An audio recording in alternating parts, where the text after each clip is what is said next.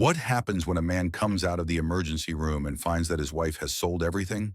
The house, the car, the name. He doesn't yell. He doesn't threaten. What he does next leaves her and the entire system speechless. I woke up not because I'd gotten a good night's sleep, but because some idiot in a white coat dropped a tray next to my head. A metallic rumble hammered into my skull as if someone had hit the inside of my skull with a spoon. I didn't know where I was, who I was, or why it felt like a roller skating rink with a license to hurt had driven over me. The first seconds, the white ceiling. Seconds, the smell of antiseptic. Thirds, the realization that I'm not in my bed, not in the house, not in conscious reality for that matter. It wasn't until the fourth second that my brain turned on enough to realize hospital, an emergency room, and judging by the IV drip, not just a visit for a blood pressure check. I turned my head, slowly. There on the nightstand was my cell phone. It was on and a message icon was flashing on the screen. 16 unread, but one was highlighted, the top one. It was anchored like a bullet in a threatening email. I can't do this anymore. This is not my life. I'm gone. Took my things. I hope you'll understand someday. Goodbye. No address. No name. No period at the end. I reread it 4 times, each time with the same dumb hope that something human was about to appear in it. Number just I. Oh, by the way, my name is Andrew. I'm 59. And as it turns out, my wife has decided that a coma is a good time for a divorce. Well, that makes sense. I couldn't argue. I couldn't cry. I couldn't even call my mom. Perfect time to take off and take half my life with me, or more accurately, all of it. For a second, I thought I was dying, not from the diagnosis, but from this feeling of emptiness. Thousands of days lived, and all that's left is an 8-line text message. And then she walked into the room. No pathos, just a nurse, Laura, small with a black ponytail and eyes that had more humanity in them than my entire family life for the past 10 years. She didn't ask how I was feeling. She just came over and adjusted my pillow, and then set down a glass of water. No words. "It's gonna be okay," she said. "Uh-huh." "Sure." I'd just gotten a text with my marriage finalized. I was on the verge of death, and the veins in my arm were still aching from the IV. But damn it, that was the moment I believed. Not in God, not in my wife, in her. The next few days were a blur. I didn't eat, almost didn't speak. The only thing that kept me in this world was banal. Cocoa. Yes. I asked Laura to bring me cocoa. She was surprised. She smiled. The next day it was on my bedside table. In that moment when you lose everything, the taste of warm cocoa can remind you that you're still human, and then something worse than a texting divorce happened. I was moved to the general ward.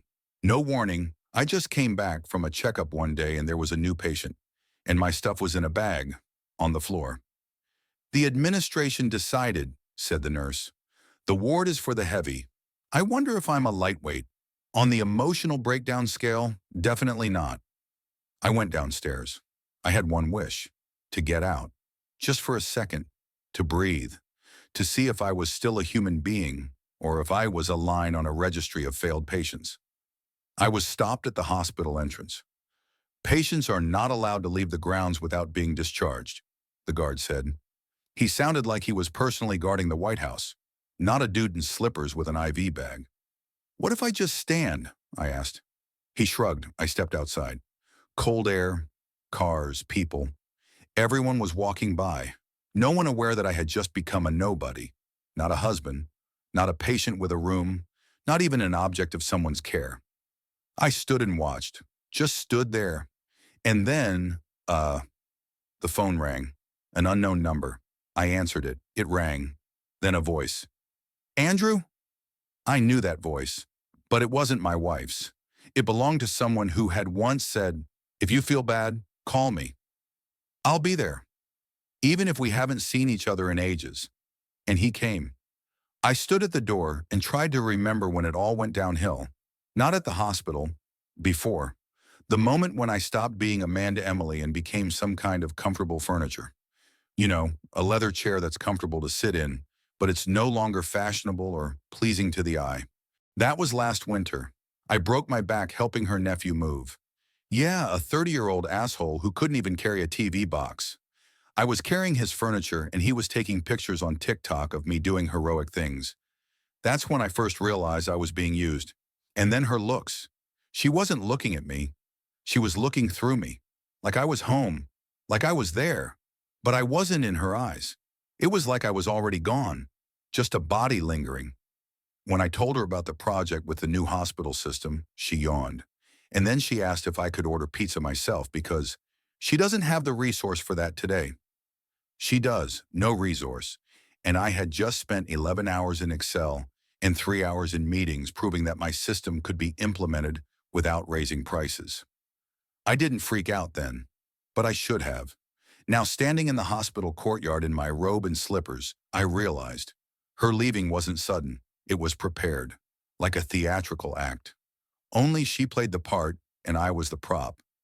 When I returned to the ward, there was no wallet in the bag with my things. I asked the woman on duty. She gave me a glance and said indifferently, "Probably left in another room." "Call the head nurse." I did. There was no charge nurse. There was a trainee who didn't know the head nurse's name. My wallet was gone, and with it, the last $100 left after all the charges. Great service. Real caring. I sat on the bed and, for the first time in a long time, I laughed. Not because it was funny, it was because otherwise I'd start punching walls. Laughter was the last thing I had left. It sounded weird, harsh, deafening. Like a man who realized that his life had turned into the stage of an absurd play, where the audience had long since left, and the actor was still mumbling a monologue. And then there was a knock at the door. "Minus Mr. Grayson? There's a call for you at the post." I got up. I walked like I was on trial. There was a phone waiting for me at the counter, an old machine, like from the 90s with a receiver and a wire. Local system. I picked it up, put it to my ear, and said hoarsely, "It's Grayson." "You sound like you've come back from the dead," came a familiar voice. I froze. It was Tim, an old friend I hadn't heard from in about 6 years. We used to run a platform for hospital HR together. Then we drifted apart. Not a falling out, just life scattered. But he called, right now. "How did you know?" I asked. "Your ex-girlfriend." She was bragging, at the bar. Said she'd unburdened herself. And I was sitting next to her new friend. Small world, buddy. I didn't need words. I just breathed. "I'll be there tomorrow. Don't die before then, okay?" I hung up the phone and went back to the room. Everything was still there. The IV was dripping, my bunkmate was snoring, and it was getting dark outside the window. But inside, something had shifted. Something heavy, draped in a rag of resentment, began to rise. I didn't cry. That would have been secondary. I didn't write to her. That would have been petty. I just pulled the clothes out of the bag, the ones I'd gotten into, crumpled pants, gray sweater, and I fumbled in my pocket for a piece of paper, a receipt from the diner where I bought her coffee before she was hospitalized. She said at the time, "Too sweet. Next time, no syrup." And I just smiled, because I thought love was when you know how she drinks her coffee.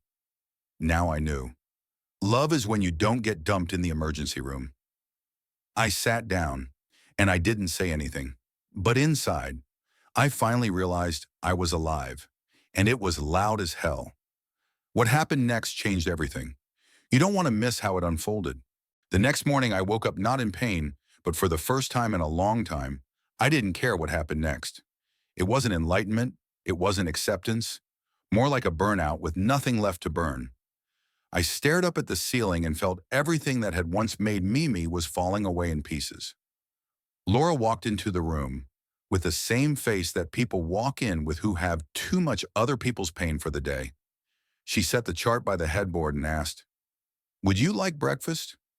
I was going to say no, but suddenly I thought, why not? I've been in the background for too long. Maybe it's time to try to be at least a participant. "I will," I said. "But if it's water oatmeal again, you can keep it." She laughed, real, like it was the best joke of the day. And in that moment, I realized if the oatmeal joke could save the morning, I was still in the game. While I was picking at my tray, the doctor came in. A new one. From the looks of it, fresh out of university with a face that doesn't yet know what tough decisions look like. He checked the charts, hummed, and said, "Progress is positive. If things continue the same way, you can be discharged in 2 days." 2 days.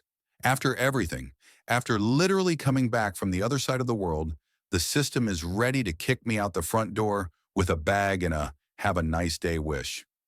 I wanted to ask where to go when you no longer have a home, but I remained silent.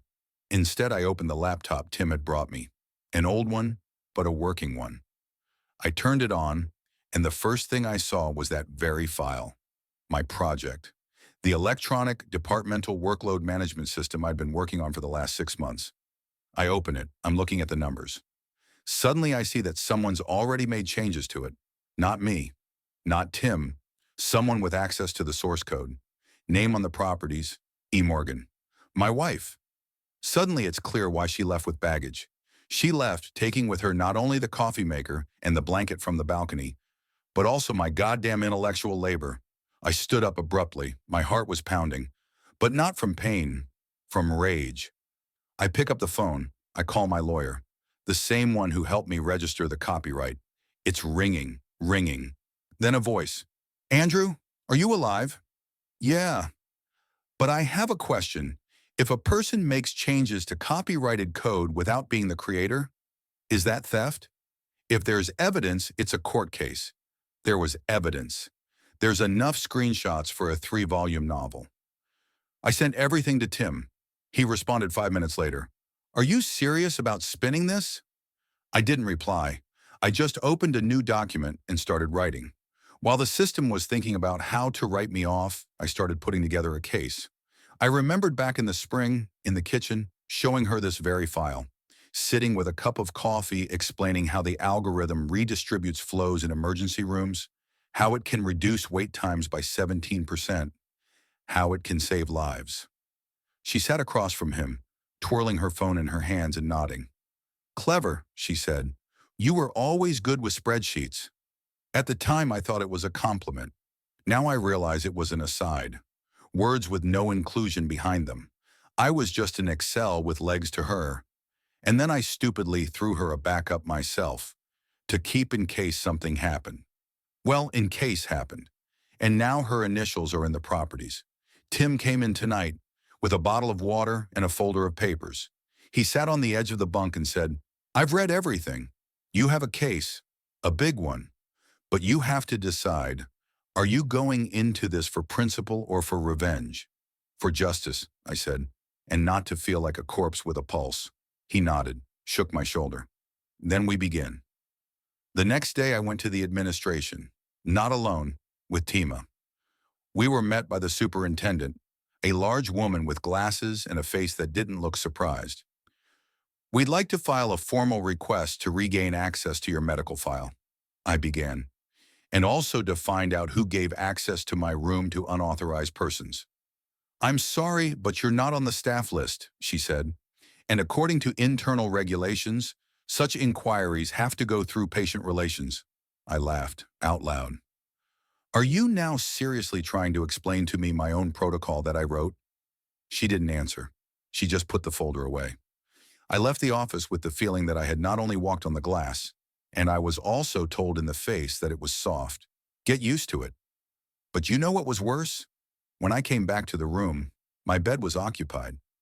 No warning, they said, "You've been in the administrative block for over an hour. We thought you'd already been discharged." They had decided.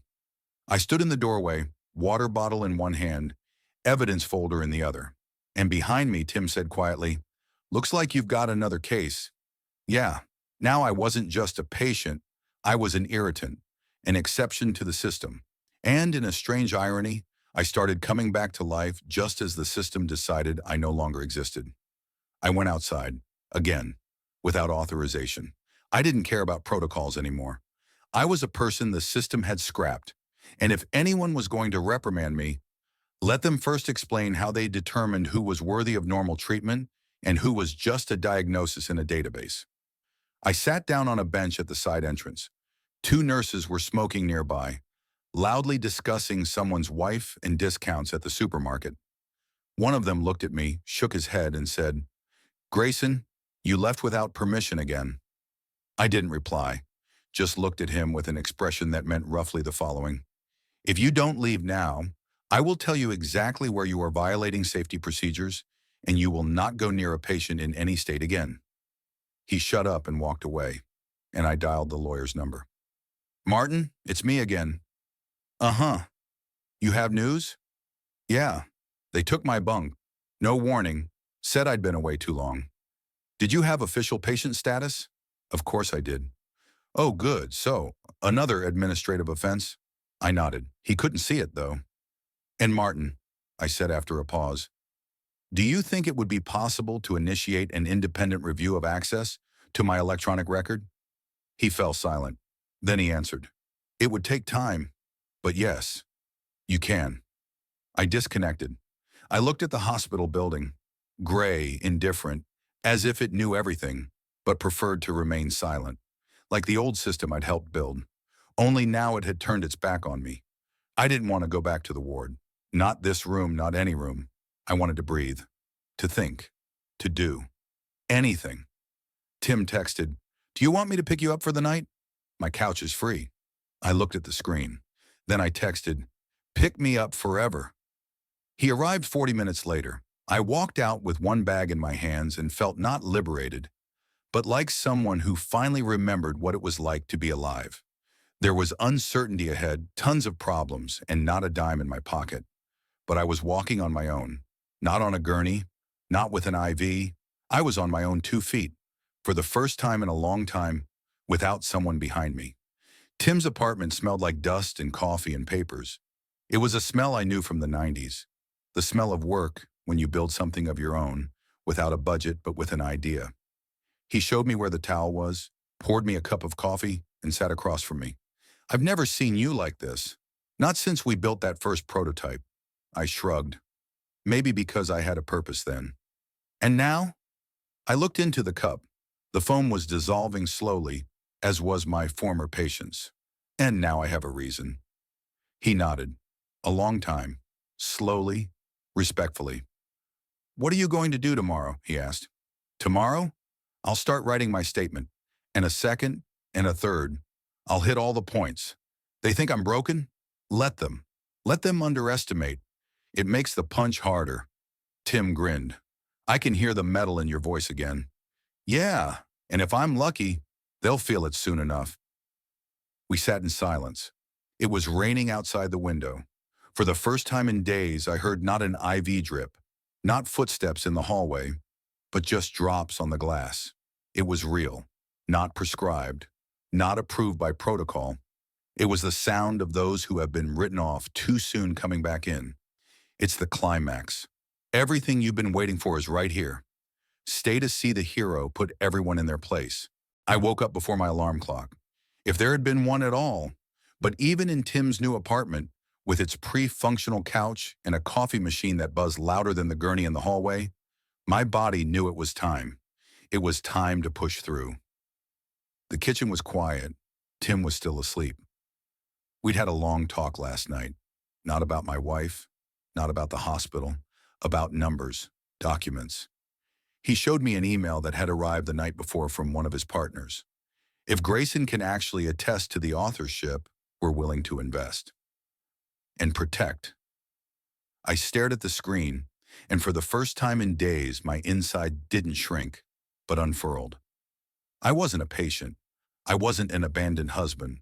I was a professional again, a man whose ideas were worth something. I pulled out a notebook. Not an electronic one, a paper one, with a ragged cover that still had sketches from 2021. When I believed that work was what kept a person in the system. Now I knew. The system is what keeps you in the mist while it needs you. And then, we figured you'd already been discharged. I started writing. Not a text or a plan, a manifesto. Something between a business statement and a punch in the face. Every line, a pressure point. In every paragraph, a direct threat to the peace of mind of those who thought I would disappear quietly. Then there was a shower, a quick one, like shaving on the run before a slaughterhouse. The clothes were the same ones I'd worn to the hospital. Ironic, isn't it? A man comes out of hell in the same shape he went in, but now with a different face. Tim drove me downtown. Didn't ask if I was sure. He knew. We went up to the ninth floor, the partner's office. Spacious, glassy, overlooking a city where every tower was a reminder that behind every facade was someone's story, full of pain, betrayal, and, if we were lucky, retribution. We entered. We were greeted by a man in a suit that cost as much as my old car. But there was no arrogance in his eyes. There was interest. Lively. Concrete. Minus Mr. Grayson. "We've been expecting you." He led us into the conference room. There were papers on the table, slides on the screen, my name, my system, my principles. I was about to ask him who had prepared all this, but he beat me to it. "We contacted independent analysts. They confirmed you're the author. Signed, dated, digitally traced. It's clean." I didn't smile. I just nodded, because it wasn't a confession. It was justice being done. And then he spoke. "We've been informed that a modified version of your algorithm is in the public domain, posted on behalf of E. Morgan." I didn't say anything. I just looked at Tim. He nodded slightly, saying, "Yeah, they know everything. We're ready to sue and support you as a developer.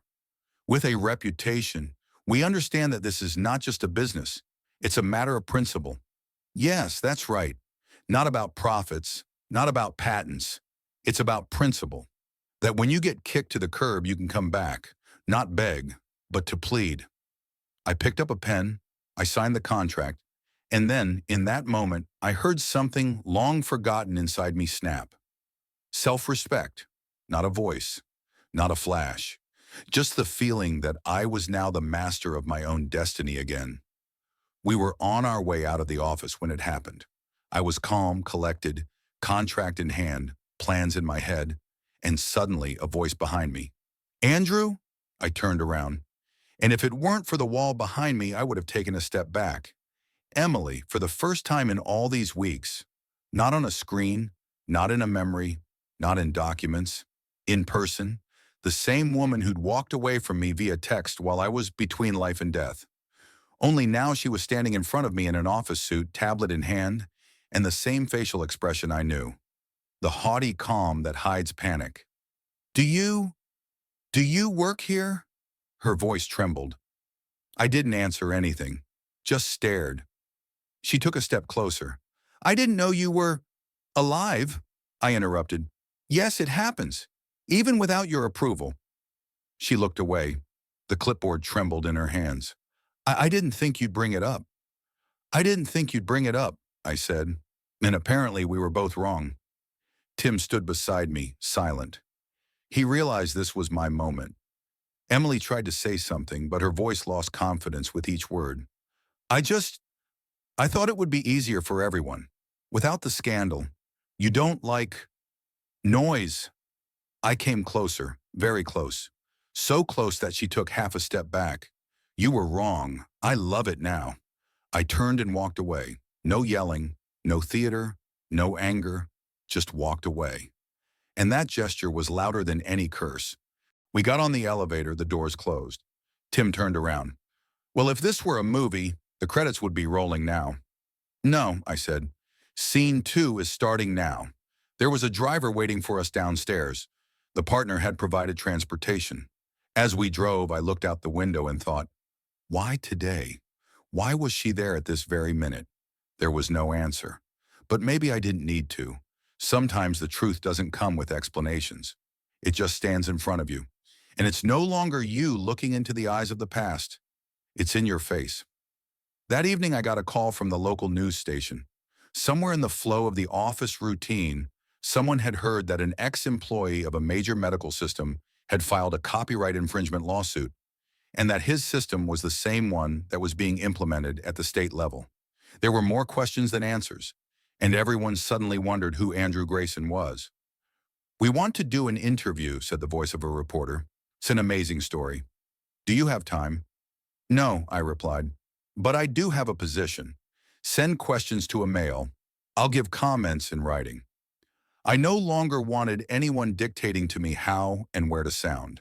Not doctors, not exes, not journalists. My time is my word. Tim, of course, heard everything. He smirked. Look, well, you're not just a survivor now. You're a character, a symbol. So far, just a man who has learned to say no with a straight back, I replied. That night, we sat around the table and strategized. Not like vigilantes, like grown-ups who know that justice does not arise on its own. It has to be built, with documents, deadlines, witnesses, evidence. I suddenly realized that the most frightening thing about this whole thing wasn't the betrayal. What's frightening is how calm it was, steady, cold, mundane. A woman you've lived with for over a decade can hit send while you're on a ventilator. No emotion, no pathos. It's like ordering takeout. That was the real shocker, not the loudness of the betrayal, his silence. Do you have a plan for what to do with her? Tim asked. Yes, nothing. He raised an eyebrow. I mean, I'm not looking for revenge. I don't need her to suffer. I just want her to know that I'm up. Without her, against her. I'm alive not because she gave me a chance. It's because I had a choice not to give up. That wasn't a statement. It was a goodbye. Not out loud, not an official one, inward. I didn't even say the word forgiveness. It had nothing to do with it. I didn't forgive. I just didn't hold her inside anymore. And that was enough. The next morning started with coffee. Not with pain, not the panic, with regular black coffee with no sugar. I stood at the window of Tim's apartment in an old t-shirt and with my papers under my arm, and for the first time in a long time I felt, I'm not in recovery, I'm already recovered. My phone was flashing again. On the screen, a name I hadn't saved but knew by heart. I didn't answer it, just turned the screen off. Some calls just need a reminder. You don't have to answer. I didn't sleep that whole night, not because I was worried. It was because I didn't want to waste another minute. It was that feeling when you don't really want to go to sleep, because being awake has become synonymous with strength. I wrote one sentence in my notebook. I'm back, but not back where I left, but back where I was truly welcome. Tim walked into the kitchen, stretched, looked at me and said, Andrew, you have some new perspective, like someone who knows what's coming next. I nodded, because now I'm the one who decides what happens next, and there were no threats in that sentence. Just silence. The very silence where real decisions are made, not based on emotion, not on resentment, but on a man's right to be himself, even if he's already been buried alive. It was the silence of a winner.